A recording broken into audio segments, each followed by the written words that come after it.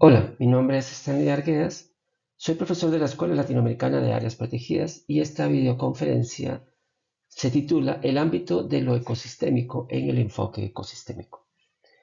Lo que vamos a hacer en esta videoconferencia es abordar los principios que indican o refieren cómo debería ser abordado el tema de la conservación o el manejo de los ecosistemas en un territorio o en un territorio determinado donde estamos trabajando.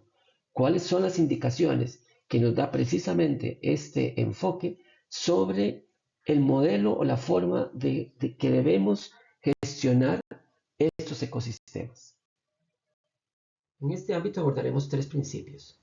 El principio 3, que dice que los administradores de los ecosistemas deben tener en cuenta los efectos reales o posibles de sus actividades en los ecosistemas adyacentes y en otros ecosistemas.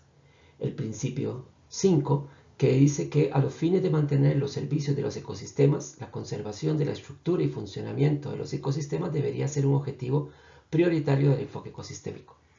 Y el principio 6, que dice que los ecosistemas se deben gestionar dentro de los límites de su funcionamiento. En este sentido, el enfoque ecosistémico plantea básicamente a través de sus principios 3, 5 y 6 que el abordaje de la gestión en un territorio debe considerar el funcionamiento sistémico de los elementos presentes, las relaciones que se tejen entre lo silvestre, lo social y lo productivo, impiden que éstas puedan ser gestionadas de forma aislada. Por otro lado, el comportamiento sistémico intrínseco en la naturaleza nos dice que su nivel de resiliencia debe ser un parámetro para definir los umbrales máximos para su intervención. Para comprender bien este ámbito, vamos a ver algunos conceptos claves. Por ejemplo, veremos un poco el concepto de ecosistema, veremos lo que dice la teoría de sistemas, veremos un poco sobre la resiliencia y los umbrales de intervención, y sobre estructura y funcionamiento. Conceptos claves que nos ayudan a entender lo que plantea este ámbito. Vamos a iniciar entonces con el concepto de ecosistema. Para esto yo le voy a presentar una serie de fotografías y le voy a preguntar si considera que esto es un ecosistema, para que usted reflexione en dónde están sus límites de la comprensión de lo que es un ecosistema. Entonces, dentro de lo que usted entiende que es un ecosistema, esto forma parte de uno. Esto formará parte también de un ecosistema. Esto será también un ecosistema. Esto será también parte de un ecosistema. Esto es parte de otro ecosistema. También lo es esto. ¿Qué hay de esto? ¿También lo considera un ecosistema? ¿O esto? ¿Será esto también un ecosistema? ¿Qué hay de esto? ¿Considera que es parte de un ecosistema? ¿Y esto es parte también de un ecosistema? ¿O esto, por ejemplo, será parte de un ecosistema? ¿O esto? ¿Y qué hay de esto? Evidentemente, tenemos dudas en algunos casos, otros más, otros menos, de dónde llega el límite de un ecosistema cuando el ser humano está interviniendo en el sitio. El ser humano como transformador de los ecosistemas a veces nos hace dudar de qué consideramos entonces un ecosistema. Si el ecosistema lo consideramos como algo silvestre, como algo natural, o qué nivel de intervención o cambio debe realizar el ser humano para que empecemos a no llamar a eso un ecosistema. ¿O será que seguiremos llamando ecosistema también a, por ejemplo, una ciudad como este caso, Montevideo? La teoría nos dice que un ecosistema es un complejo dinámico de comunidades de plantas, animales y microorganismos y el ambiente abiótico con el que interactúan y forman una unidad funcional. Eso lo encontramos en el diccionario de la biodiversidad de Capel. He subrayado en rojo unidad funcional y esto va a ser muy importante para entender los planteamientos del enfoque ecosistémico. También quisiera subrayar el término animales, porque aquí es donde entran muchas de nuestras disyuntivas si nos consideramos un animal dentro de los ecosistemas. Quitando lo peyorativo que pueda tener esa palabra, ¿somos o no somos animales dentro de un ecosistema? Esas son preguntas para que usted pueda reflexionar. En ese sentido, hay varias posturas, pero hay dos posturas muy fuertes, muy antagónicas. Una es considerar al ser humano como eje, dueño y administrador de los ecosistemas. Es una postura muy egocéntrica, en donde el ser humano está arriba de la pirámide y todo lo que existe en el planeta es para su gozo y disfrute, en una visión muy antropocéntrica. Otra visión es más ecocéntrica, en donde coloca al ser humano dentro de los ecosistemas como un elemento más de los ecosistemas. Le quita todo el reinado al ser humano. Esas dos posiciones son dos posiciones que de alguna manera han ido evolucionando o han sido producto de la evolución del pensamiento humano y de sus creencias religiosas y ideológicas y de otro tipo. El enfoque ecosistémico está planteado considerando la satisfacción de las necesidades humanas, pero también esa visión de que el ser humano es parte de los ecosistemas. De todos modos, ustedes sacarán sus propias conclusiones. Dejemos por el momento el concepto de ecosistema y pasemos ahora a hablar de sistemas. La teoría de sistemas dice que un sistema está compuesto por una serie de componentes que pueden convertirse también en subsistemas, pero que tienen unas ciertas relaciones funcionales que hacen que el sistema pueda procesar entradas o insumos, información, energía, recursos, y generar salidas, que puede ser otro tipo de información, también otros tipos de energía y los mismos recursos. Todos los sistemas están en un ambiente externo. La teoría de sistemas dice que no existen los sistemas aislados, que todos los sistemas dependen de entradas que se generan en otros sistemas, y lo que generan estos sistemas son generalmente insumos, o sea que sus salidas son insumos para otros sistemas. Lo importante de esta teoría es entender que hay sistemas y subsistemas. Siempre habrá un sistema mayor y siempre habrá un sistema menor, por lo menos eso es lo que se plantea en la teoría, y de que estamos hablando de que los sistemas se componen no solo por las partes, sino por las relaciones funcionales que se establecen en las partes, de manera que en conjunto esas partes relacionadas de esa manera procesan las entradas y generan entonces las salidas. Esto es lo que nos dice la teoría de sistemas. En ese sentido, los sistemas naturales tienen los mismos elementos que vimos anteriormente. Tienen sistemas macros, sistemas micros, tienen subsistemas dentro de sistemas, tienen las partes, tienen las relaciones funcionales, tienen los insumos y tienen las salidas. Bien, hemos conversado un poco sobre lo que es un ecosistema y sobre lo que nos dice en teoría básica de qué se tratan los sistemas. Vamos a abordar ahora otro concepto que es una condición emergente de los ecosistemas y de los sistemas en general, que es la resiliencia y los umbrales de intervención a los que estos pueden ser sometidos antes de que pierdan su capacidad de funcionar. O sea, de acuerdo a lo que vimos anteriormente, su capacidad para procesar insumos y generar ciertos productos. Bien, en aplicación del enfoque ecosistémico, entonces un concepto muy relevante es el de resiliencia. Hay varias definiciones que podríamos usar, pero quisiera, más que una definición concisa, hacer una pequeña explicación. Resiliencia, entonces, es la capacidad propia o intrínseca de un sistema que le permite recuperarse de una perturbación y continuar funcionando. De esta manera puede seguir procesando sus entradas, energía, insumos, información, etc. y generando los bienes y servicios requeridos por otros sistemas, aun cuando la perturbación le haya producido modificaciones no severas en su estructura. Esto es muy importante, entender que el sistema puede recuperarse aún cuando haya sufrido alteraciones, haya sufrido cambios, pero estos no deben ser muy severos, lo cual significa que deben estar dentro de sus umbrales o dentro de sus capacidades para poderse recuperar. Es una característica propia de los sistemas y se diferencia de otra característica que es más de los elementos, que es la elasticidad.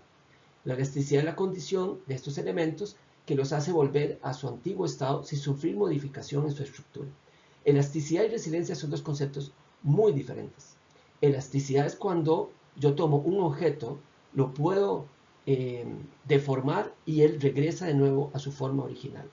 La resiliencia es propia de un conjunto de elementos que se conforman como un sistema y pueden sufrir una perturbación, pueden sufrir cambios, pueden modificarse un poco, pero su capacidad para seguir procesando insumos y generando productos se mantiene. E inclusive puede llegar a tener un proceso de recuperación de algunas funciones que haya podido perder con la intervención. Vamos a ver esto ahora en un gráfico que trata de mostrar un poco cómo se visualiza esto en términos de la intervención a un sistema. Si tenemos un sistema, podemos llegar por medio de la investigación o de mucha experiencia a conocer el umbral máximo de soporte del ecosistema, de soporte de una intervención.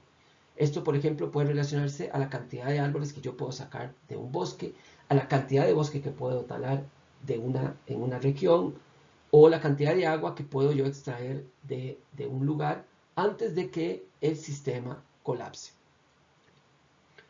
Entonces, hay intervenciones que superan ese máximo soporte y entonces, lógicamente, llegan a un colapso, versus otras que se mantienen debajo de ese umbral máximo y se sostienen a lo largo del tiempo, como el caso de la línea verde. Entonces, eso que vemos en azul es lo que habría que dejar de producir o de extraer del ecosistema para evitar el punto de colapso. Es lo que podría llamar el sacrificio en la intervención en aras de la sustentabilidad. Si no hacemos eso, si no le sacamos al sistema lo que está en azul, podemos tener una intervención sustentable en el tiempo. Eso es lo que se plantea en la teoría dentro del concepto de resiliencia y de intervenciones sustentables a los ecosistemas. Otro ejemplo se dio en un lugar que se llama Terra Nova, en Canadá, y tiene que ver con pesquerías ya en zonas de mar. Esto fue documentado por la evaluación de los ecosistemas del milenio y se ve cómo entre los años 1960 y 1970 se aumentó vertiginosamente la cantidad de captura, que es lo que representa la línea azul, a tal grado que colapsaron el sistema y cayeron a cero. En 1992, no se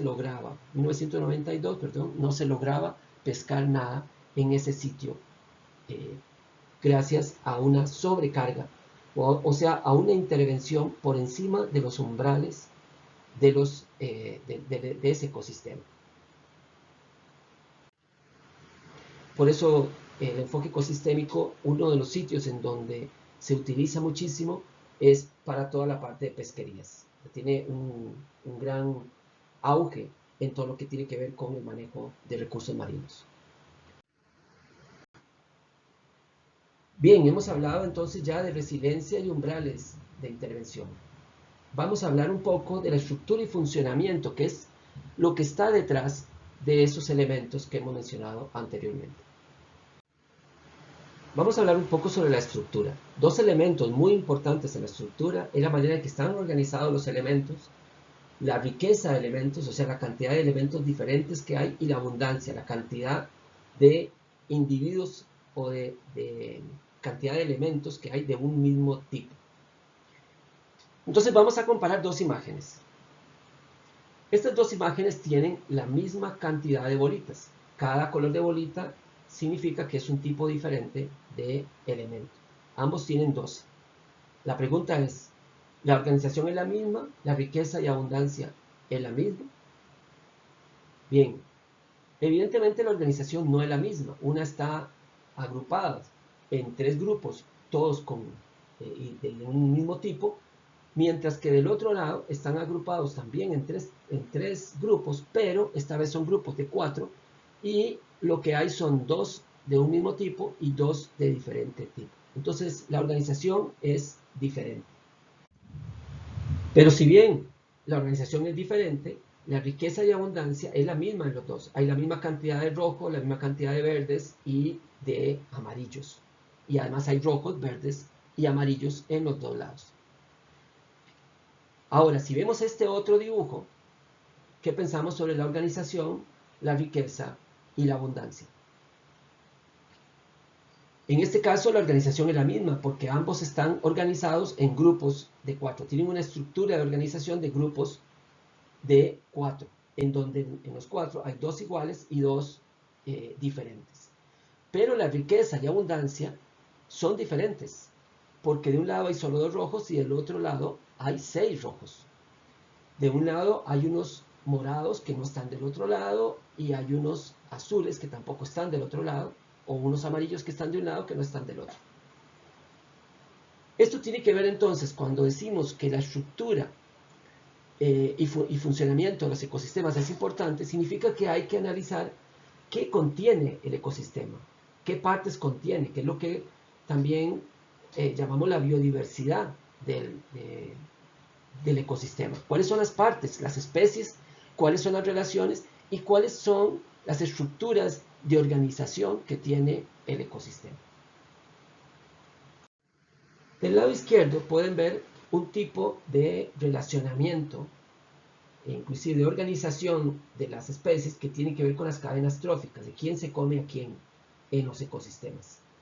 Eso ya muestra toda una organización y se trabaja mucho para no romper o tener completas esas estructuras tróficas, esas estructuras donde fluye la energía entre diferentes niveles. Otra forma de ver esas estructuras lo podemos ver en la fotografía del lado derecho. Eso está a la orilla del río Negro en la Amazonía brasileña y pueden ver claramente 3 niveles de estructura de organización del dosel en un bosque. Eso es una estructura de organización eh, muy claramente definida y tiene que ver con la estructura de ese ecosistema. ¿Por qué la estructura nos parece tan importante? Bueno, para que los sistemas funcionen, o sea, para que procesen insumos y generen productos, debe mantener las partes, riqueza y abundancia, y sus relaciones, la organización. O sea, la estructura es un elemento fundamental para el funcionamiento del ecosistema. Entonces, si esto fuera un ecosistema, la posibilidad de que el ecosistema pueda procesar insumos como la energía del sol, los nutrientes y otros, depende de que se mantengan los componentes, o sea, la estructura de especies y sus relaciones a lo interno del ecosistema. Y de esa manera pueda generar bienes y servicios. Bienes y servicios que son los que nosotros, los seres humanos, utilizamos de esos ecosistemas. Algunos de ellos. Bien, para profundizar un poco más en el entendimiento de este tema del funcionamiento de los ecosistemas, vamos a hablar de un concepto que se llama metapoblaciones y cómo influye esto en nuestros ejercicios de conservación. Esto es un concepto acuñado sobre todo por la biología, la conservación, y dice que pueden haber grupos de poblaciones de una sola especie que están aparentemente separados. Hay unos grupos poblacionales que tienen una demografía negativa, o sea, eso quiere decir que nacen menos individuos de los que mueren. Esos grupos deberían extinguirse en el tiempo, pero no ocurre eso.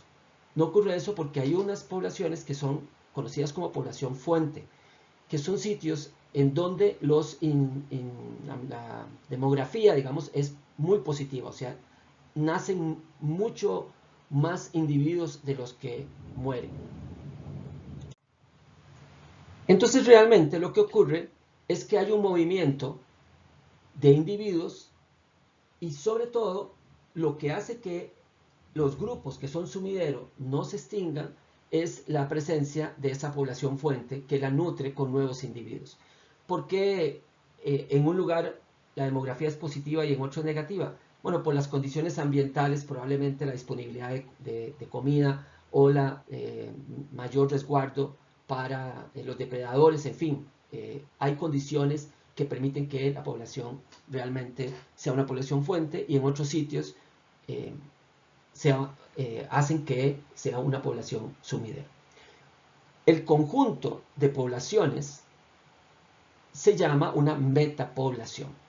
Entonces, eso que estamos viendo ahí representa una metapoblación de una especie. Vamos a suponer que en un sitio determinado del país fue descubierta una especie de mono. Los investigadores en campo hicieron unos transectos y descubrieron la presencia de esa especie. Es todo lo que sabíamos. Sabemos que hay una especie, sabemos que es una especie extraña, nueva para la ciencia, y entonces decidimos que había que conservar esa especie y se empieza a hacer el ejercicio de la conservación. Ahora, en ese interín se descubre que dentro de la zona en donde fue encontrado esta especie hay una propiedad muy grande que es de una persona muy influyente, la cual pues las autoridades no han podido tocar para efectos de generar una expropiación del terreno para la declaración de un área protegida de protección estricta. Pero bueno, no importa. Hay otros terrenos que podremos usar eventualmente. Entonces, declaramos un área silvestre protegida de protección estricta, la llenamos de guardaparques, de infraestructura, conseguimos apoyo internacional para hacer centros operativos, para tener suficientes guardaparques y para aumentar las investigaciones en el sitio. Por su lado, el propietario del terreno hace lo que quería hacer desde el inicio, transformar el terreno para actividades agrícolas, pecuarias y otro tipo. Es una persona evidentemente de mucho dinero y entonces hace una fuerte inversión en el sitio y hay una fuerte transformación. Esa transformación genera realmente dos grandes grupos metapoblacionales que se descomunican por las barreras que las transformaciones que hizo esta persona, este propietario, en el terreno generaron a esos flujos que había originalmente. Entonces quedamos con dos metapoblaciones aisladas. Adicionalmente, dado que se hicieron esas transformaciones en la propiedad de este señor, hay una fuerte presión de caza sobre esa especie, por diferentes razones que fuera, o queda más expuesta a los depredadores. Y entonces ya la población que era fuente, al cambiar las condiciones ambientales, que se deteriora el ambiente, además se aumenta la exposición de esa especie a depredadores y a cazadores furtivos, ya deja de ser una población fuente. Entonces se extinguen estas poblaciones. Ahora, recordemos que las otras poblaciones, las que quedaron dentro del área silvestre protegida, por definición, ambientalmente, eran poblaciones sumideras, o sea que estaban en sitios en donde el ambiente no era capaz de proveerle condiciones suficientes para la sobrevivencia a largo plazo. Entonces, ¿qué ocurre? Se extinguen también. Entonces, después de pasar un tiempo, quedamos con un hermoso parque nacional, digamos, un área silvestre de protección estricta, hecha para protección de monos, sin los monos para los que fue hecha. Esto ocurre cuando tomamos acciones, eso es a diario, sin comprender adecuadamente cómo es que funcionan los ecosistemas y sin entonces generar acciones que ayuden a que se mantenga ese funcionamiento. Ustedes pensarán que eso es una abstracción media teórica. Yo les voy a mostrar un ejemplo en Argentina donde se descubrieron esos sistemas metapoblacionales. No es que no haya otros ejemplos, es que ese es el que tengo acceso. Eso ocurrió en el Parque Nacional El Palmar, en la provincia de Entre Ríos. Si hacemos un zoom al logo del parque, verán que tiene la palma, que es una de las especies emblemáticas, y esa especie que se encuentra ahí en la fotografía, que es una especie conocida como vizcacha. La vizcacha hace huecos en la tierra y genera vizcachales, que son poblaciones de vizcacha que es subterránea y que son cubiertos por troncos o ramas de árboles, por lo que no son para nada queridos por los productores por los silvicultores. En este mapa, la flecha verde nos señala dónde está el parque, que es el límite que aparece ahí. El límite rojo es el límite de la cuenca de todo el río El Palmar, que es el que da origen al parque. Y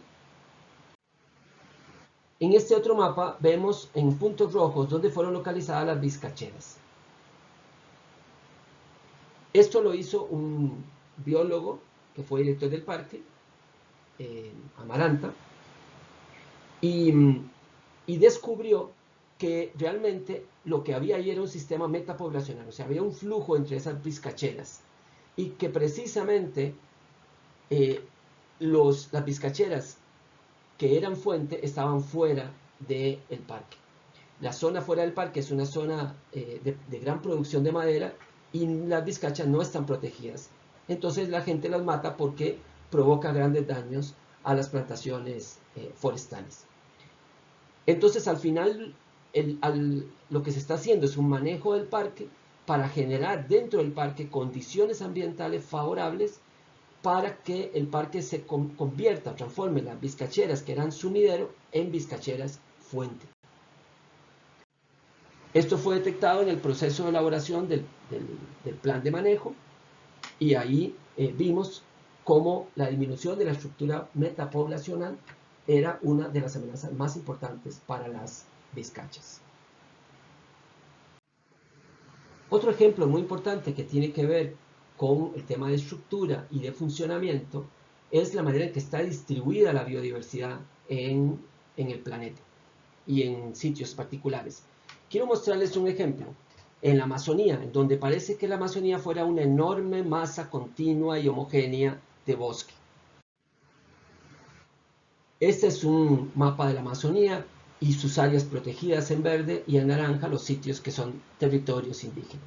Como vemos ahí, ya hoy en día un gran esfuerzo por conservar ese sitio. La pregunta es efectivo? Alguien podría decir, pues ahí hay suficientes áreas protegidas. Las metas Aichi hablan del 11%, probablemente ya tenemos más del 11% de la biodiversidad de la región amazónica bajo protección. Y si vemos que es como una gran masa continua de bosque, como esta fotografía, pues bastaría tomar algunos parches y con eso sería suficiente para conservar la biodiversidad. Sin embargo, la historia es un poco diferente.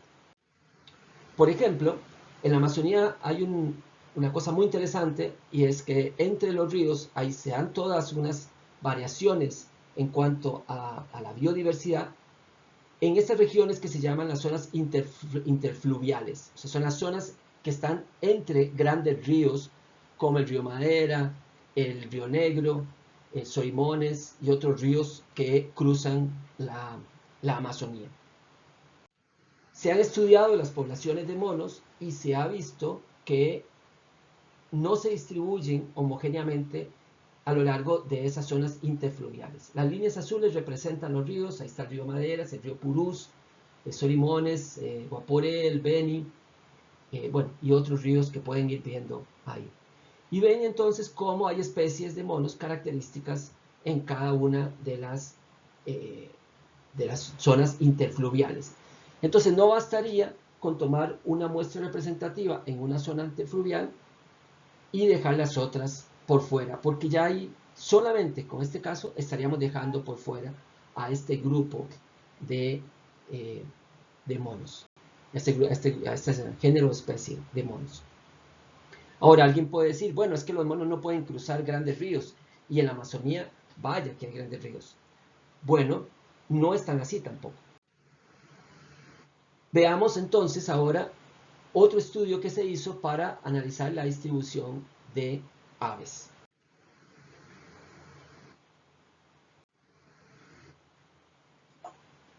Esto representa el río Amazonas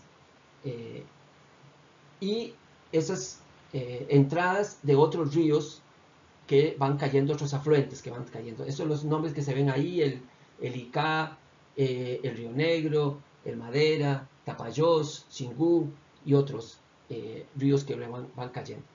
Entonces un grupo de ornitólogos fueron poniendo estaciones de monitoreo de aves, que están representadas por esas bolitas, y fueron haciendo un inventario de la riqueza de especies que había, para saber si la distribución de la riqueza de especies era más o menos homogénea a lo largo de los ríos. Recordemos que son aves, que las aves que se estudiaron son aves que cruzan perfectamente los ríos amazónicos. Sin embargo, la distribución demostró que algo ocurría ahí interesante. En este caso, esta especie sí tiene una distribución relativamente homogénea a lo largo del río, de las costas donde fue encontrado. Estamos hablando que esa distancia que está ahí representa tal vez unos 1000 kilómetros aproximadamente. Ahora vean, esta especie también está distribuida relativamente homogénea, pero estos grupos no. Estos grupos se mantienen en ciertos sitios. Por ejemplo, la galbula no va más al, al oeste del Río Negro, que es esa raya gruesa negra. Hay otras que quedan en un sitio en particular. Entonces vemos que la distribución de estos grupos de estas especies no son eh, homogéneas. Vean esta también, estas dos especies. Una se distribuye al este del Río Negro y otra se distribuye al oeste del Río Negro.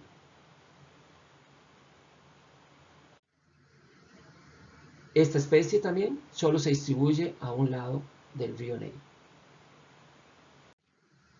Y esta otra también. De alguna manera esto nos demuestra que la biodiversidad no se distribuye homogéneamente. Por lo tanto, no bastaría con tomar algunas muestras de bosque y pensar que ahí estaríamos capturando a toda la biodiversidad de esa región. Para hacer entonces conservación efectiva de los ecosistemas, hay que trabajar mucho más que un tema de porcentaje de área conservada. Es también dónde está esa área y qué forma tiene. Hemos visto entonces 4 conceptos claves para entender lo que propone el enfoque ecosistémico en este componente o este ámbito de lo ecosistémico. Hemos hablado de ecosistema, de resiliencia y umbrales de intervención, y de estructura y funcionamiento. Entonces, ya podemos comprender mejor cuando hablan, por ejemplo, de que a los fines de mantener los servicios de los ecosistemas, la conservación de la estructura y funcionamiento de los ecosistemas es un objetivo fundamental del enfoque. Sabemos entonces ahora mejor a qué se refiere eso. También podemos entender que hay efectos de lo que hacemos en un sitio, hay efectos de lo que ocurre en otro sitio a través de esas conexiones ecosistémicas que hay entre los diferentes ecosistemas. Y también podemos entender mejor a qué se refiere con que hay que gestionar dentro de los límites de su funcionamiento. Bien, hemos concluido así esta videoconferencia. Muchas gracias.